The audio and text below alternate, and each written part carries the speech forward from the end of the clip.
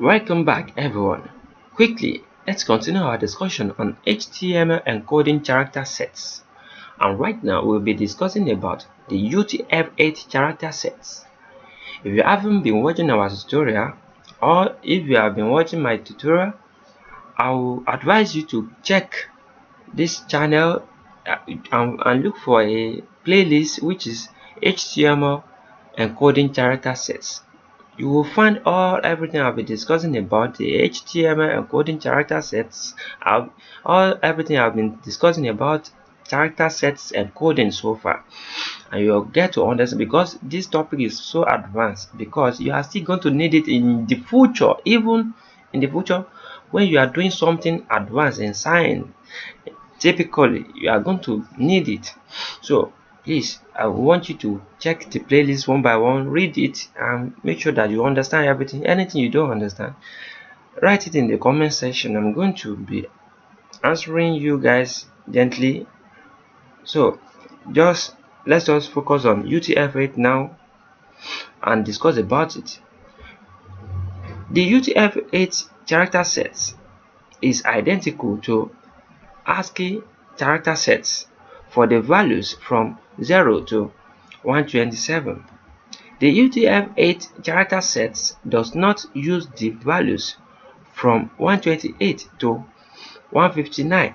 The UTF-8 character set is identical to both ANSI and ISO 88591 for the values from 160 to 255. The UTF-8 character set again continues from the value 256 with more than 10,000 different characters. As you can see, let me repeat this again.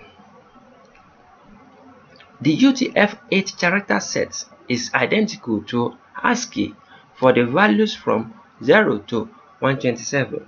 The UTF-8 does not use the values from 128 to 159.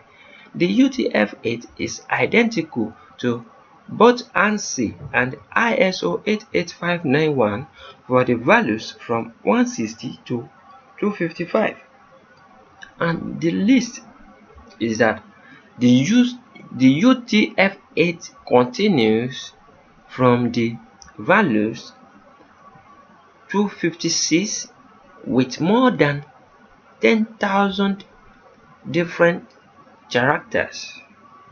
That is, it continues from the value 256 with more than 10,000 different characters you can find inside the UTF-8.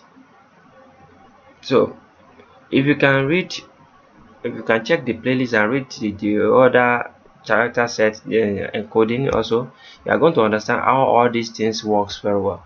So I've been explaining all these things about character set so far. So this is all I have for you guys for now on this, because we are still on it. I still have some things I'm still going to discuss about it in our next tutorial. So but make sure that you have this on your brain right now, because this is so important to us, everybody as a scientist, everybody as a computer scientist, or whatsoever you want to call yourself. So it's so important. So that's why I'm trying to explain this and explore it for you guys very well. So make sure you practice, because practice makes perfect. For a closer look, study our complete HTML encoding character sets reference. We have it in our playlist right here. Anwar Akorede Ayofe is my name. I wish to see you guys next time. I don't want this tutorial to get too long. Have a great day. Thank you.